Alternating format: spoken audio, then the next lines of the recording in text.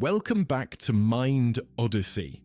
Today, we'll be talking about polarity, one of the most important aspects of the universe. Polarity is how reality becomes visible to us, while division is how we become controllable. Something that is very obvious about our world is that it can be very comforting to pick a side or tribe to connect with on shared ideals. We may view the world the same, or we may be looking for similar outcomes. This can create a sense of ease with the group or thing we associate with, and life is often about generating greater comfort and optimization. So we often find ourselves running towards these types of connections. It's much easier to deal with a messy universe when you can divide the world into pockets for people to identify with. Everything becomes a little less complex when you can say these people are definitively right and these other people are definitively misguided. I could ignore this type of thinking if it didn't completely misrepresent the true nature of reality, which is extremely messy, chaotic, complex, and grey. The two colours that make grey are black and white. I want you to think about why there are thousands of religions, but so many people say this one is the truth. Why are there so many political parties and ideologies, yet we only give credence to red and blue? Why do we say that men are one way and women are another, when in fact all humans have masculine and feminine qualities within themselves that make them unique? Everything is intertwined and interdependent, and truth is relative to one's own position and consciousness in life. Oftentimes we get what we look for. Our perspective often changes what comes back through our eyes, yet our preferences can't change what's actually happening in reality. And it is true that worrying only about two aspects of reality is much easier than dealing with 10 or 20 aspects. The brain can only hold so much complexity at once, so we love yes or no. We love knowing who we are and where we belong in the world. This is to say that polarity is seductive. It draws us in because we have this need to be liked and loved by someone outside of ourselves. We are social animals who need connection and belonging to stay in balance, yet it's also what leads us astray, and I'll tell you why from a larger lens. Ultimately, the universe speaks in pairs. If you really open your eyes, you'll find that the universe is full of natural polarity. They say that the universe speaks in pairs. So polarity is built into reality, and it tricks us because everything in the universe is contrasted. You have males and females, yin and yang energy, black and white, lightness and darkness, hot and cold, expansion and contraction, life and death, matter and dark matter, the conscious mind and the subconscious mind. All of these are examples of what we see, even in our basic perception. And we know what light is only because we know what darkness is. We felt it and named it because it's palpable. We know happiness because we know what sadness feels like. We know how good rest feels because we know how strenuous our efforts can be. We know what peace feels like because we know what it's like to fight. So, if we look at polarity deeply, we'll recognize that it's a mechanism the universe uses to make truth more visible to us. It shines a spotlight on the conditions and meaning of life. It serves an important function and will always be there for us to see. But as true for most things in the universe, polarity becomes detrimental when we make it part of our identity. Some people live to be the opposition. Some people live to be the other because their otherness gives them a false sense of importance and specialness. Some people like to be the other so they can project their worldview onto others out of self-righteousness, and seemingly using polarity gives us the benefit of simplicity and belonging, but it's a golden cage. And this is where the mind games begin. We can call it mind control as well. However you want to frame it, it's the same, especially today in politics. Just think about how many people, out of a sense of self-righteousness, might say that they are the good ones and that they are the problem. Or this mentality that if you don't bow down and accept the doctrines and ideals of a specific group or party, then you're against them. Or maybe even a danger to society. This state of mind on a societal level serves to crush the middle. People who move and think with nuance often feel silenced because they are afraid of being seen as an enabler or wishy-washy. but we need more nuanced thinkers in the world. More of those who can take a bird's eye view of the world and its events and see all aspects of it, not just one or two. People who can not only see but also understand the complexity. As we see the growth of tribes in our society, we should be mindful of the dark side of this. At a certain threshold, belonging becomes more important than the truth, and we become programmed and controlled like puppets. I think many people subconsciously would rather be wrong with other people rather than right and alone. It's an interesting dichotomy because we all want to feel accepted and heard, but it's fair to ask if this comes at the cost of our own individuality and reason. This need to feel belonging is paradoxically the reason why division is such an effective form of control. We become more connected, yet more divided at the same time. The more we strive to belong, the more we might distance ourselves from others. It's important to mention that our ability to recognize opposites is natural because it's striking, but our current tendency to split reality into opposites is trained. I'm going to provide some examples of what we are currently seeing. The first example is all too familiar, and it's called identity politics. It's one thing to have specific political views, and it's another thing to become so embedded in those views that you couldn't detach from them to hear another person's viewpoint. Once a political view is part of one's identity, any opposition or challenge becomes a real threat, and this is why it has become increasingly difficult to bring politics up with strangers, because we feel like we have to walk on eggshells to prevent from offending people with our stance. But might we think that there is power in respectful discourse, power in being challenged, power in changing our minds, power in listening to others? But right now, policy debates aren't often about a difference in ideologies. It's a difference in worldview which is many rungs up and presents the other as dangerous. So let's make sure that what we call propaganda isn't being labelled as such, just because it comes from the opposition. We have to be careful about the labels we throw around, because the last thing we need is a society with lost labels of significance. And just as much, let's make sure that we aren't automatically saying something is true because it makes our side of the coin look good. Just remember that certainty is easy to sell, but hardly ever the reality of any situation. Moving on to the realm of relationships, I won't be that person who says men and women are at war with each other. I think that's a bit extreme and over-exaggerated. But I do think it's clear to see the power games built into the structure of dating and romance. Because man and woman fail to understand the other truthfully, we project what we want to believe onto others. And when a behaviour matches that worldview we have, we say, well, if it ain't so. The mechanism is the same here.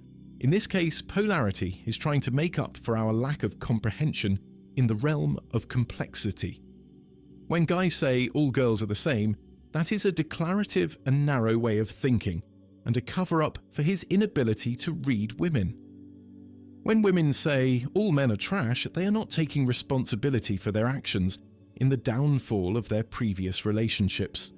Men have to be bad so she can sideskirt accountability. When we date and attribute high or low value based on what we see, we are creating polarity with labels and not seeing the person in front of us as they are. And labels create truth, sure, but remember, truth is relative. When we say someone is strictly submissive or dominant in romance, we might fail to see the opposite in them. And suddenly two people who want love are showing up like opposing teams in the Super Bowl ready to box it out. Healthy polarity can be considered as a dance instead of a fight, because when it turns into a war, both sides lose simultaneously. Next, you have social media, where you can see how algorithms love extremes. The algorithms we inhabit don't always reward nuance, and I think that is clear as day. Tweets are often very definitive, very emotional, and polarized. A nuanced tweet might make the audience think just a little too much, spurring introspection and thought. But extremes are loud, noticeable, and easy to latch onto. We may ask why the news always pushes negative stories, but the answer is simply because we keep watching it. And if we didn't gravitate toward it, they wouldn't show it. Everything is made in relation to human nature. Everything is hacked for human attention.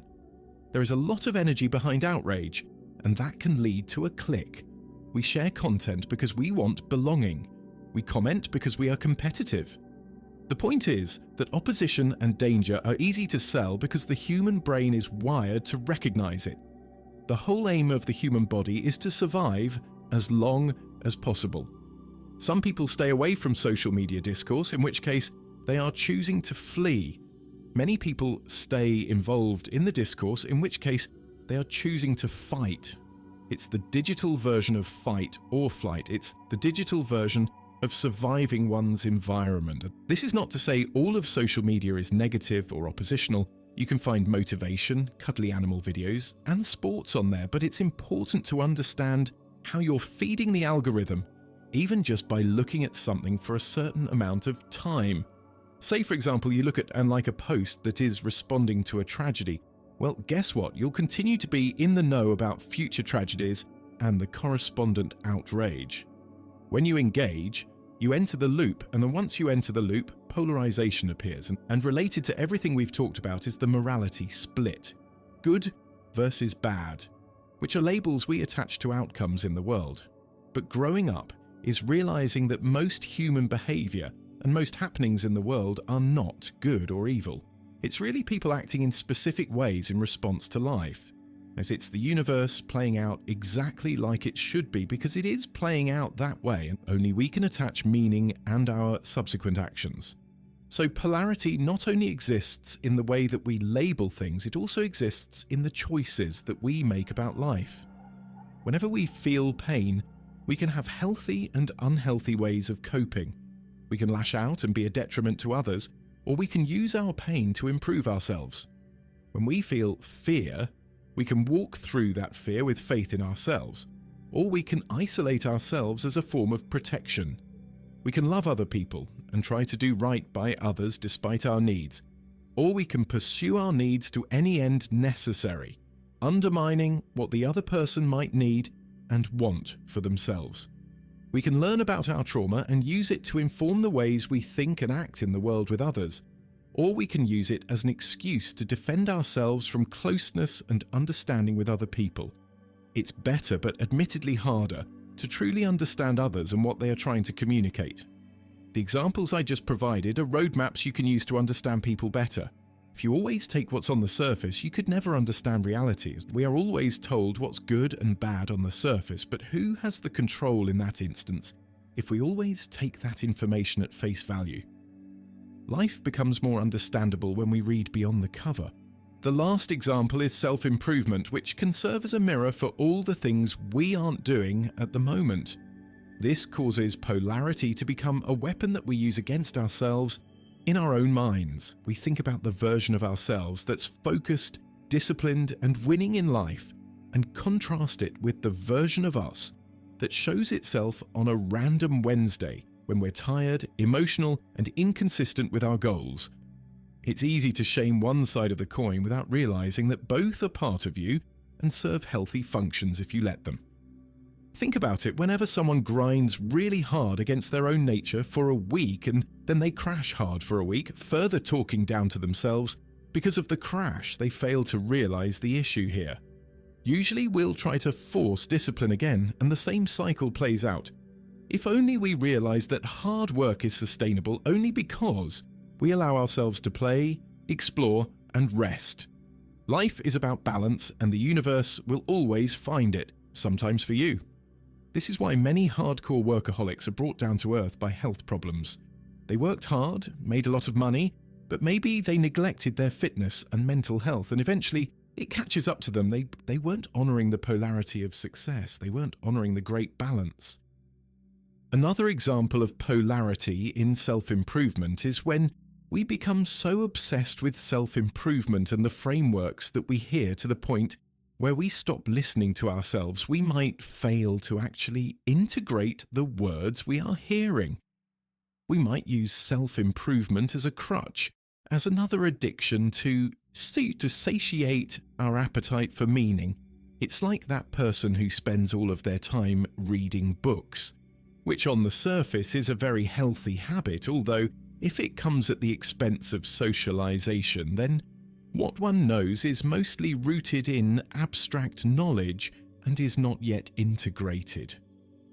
Understanding the polarities of life allows you to integrate both sides and stay balanced in the middle. Polar opposites aren't enemies. So what is the great balance? It's realizing that polar opposites are not separate entities, but are one and the same as viewed as part of reality.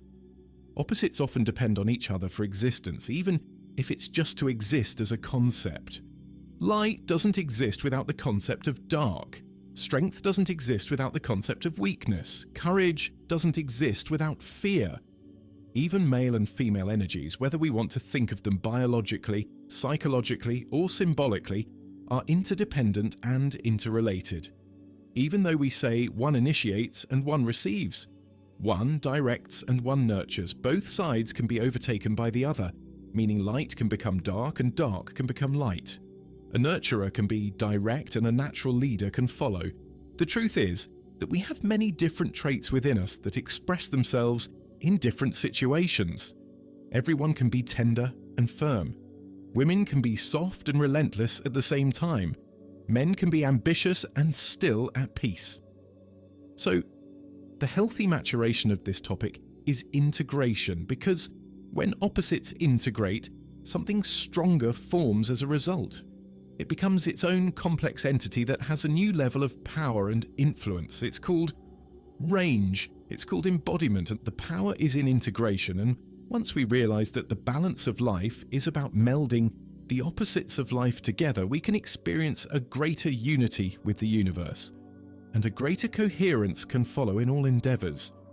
Integration is finding the truth and embodying it within and without. And truth incorporates all elements of life, no matter where something falls on a spectrum. If we look at things deeply, we can see integration as having three elements: inside the individual, between individuals, and within society. Embracing polarity and promoting integration allows maturity to flow in. For example, we often try to logic our way out of the feelings and emotions we feel around having to work. We either develop an attitude that employs no excuses, and we tell ourselves to grind harder because there's no time to waste. Or we develop an attitude of inability, meaning we might feel overwhelmed by responsibility and duty, which renders us incapable of taking action. An integrated individual might tell themselves that they will show up because they want to treat themselves like someone worth showing up for. It's about the growth and pride we experience in showing up to the arena, but showing up is harder when we don't acknowledge and listen to the parts of us that don't want to. It's like a child you choose to ignore. The child doesn't get quieter, it gets louder and maybe even more destructive. So, the point is, don't ignore parts of yourself, as ignoring parts of yourself would mean that you identify with your lightness and not your darkness, and vice versa. We might act like we don't get jealous, angry, petty, selfish, arrogant, and aloof. We might pretend we have everything all buttoned up, but the shadow doesn't disappear as we move. It follows. You have both light and dark within you, and both can be wielded for positive action. And if we only identify with light, we become performative. If we only identify with darkness, we become jaded. Integration is when we can say that we feel love and fear at the same time, generosity and selfishness at the same time. And knowing that as much as some of us might feel the great energy level of courage, there is a part of us that might want to hide. Growth comes from illumination, and illumination reveals us in our entirety. And once we know all aspects of ourselves, we can start the journey of becoming truly whole, not just in abstraction or in image. You often hear that knowing is the first step, and that is very accurate. You can't change something you don't know about, which is why self-growth is often comparable to peeling back the layers of an onion. Once you remove one layer, you find another one to peel off. Between people, integration creates better relationships. Next, speaking about integration between people, there are many ways to look at it, but the main aspect is that once you accept the polarity within yourself, you can accept the polarities within other people. This is a path towards acceptance, and some people will listen and absorb content from others without expression, while others will set boundaries with the world and become a stonewall. Integration is allowing oneself to care about the experiences of others and still validating your own despite what you hear. In relationships, people often without knowing get into them and cause dysfunction because of their subconscious reasoning for seeking it out in the first place. Many people need a relationship to feel okay, which might cover for an ability to be free on their own. Others have this heightened sense of independence that actually covers up a need for deeper connection. In this case, integration is embodying and knowing you have wholeness in yourself and choosing closeness with another person from that coherence you feel. There's more to give and less attachment involved, which makes for a lighter relationship. In society, integration creates peace without passivity. And of course, society is built on relationships of all kinds. This is the part that matters the most right now, because we often run into trouble when we lack an understanding of ourselves and other people. That lack of understanding typically involves some level of projection. But the fact of the matter is that we are all human, we are much more alike than different from each other, and we all want the same things. But we confuse uniqueness with difference because we might pursue the same outcomes through different means. We all desire and pursue safety, freedom, dignity, opportunity, and a coherent future. Yet the way we talk, express, challenge, and relate to each other takes on unique flavors depending on the source. But if we are integrated, we can be neutral and nuanced from a place of strength. Part of this is understanding that some critiques are actually valid, and that's okay, and other critiques are meant to provoke. Some traditions protect society and keep us from spiraling into degeneracy, while other traditions are a stretch in modern times and serve as an intellectual prison. Often baked into traditions is the fear of change.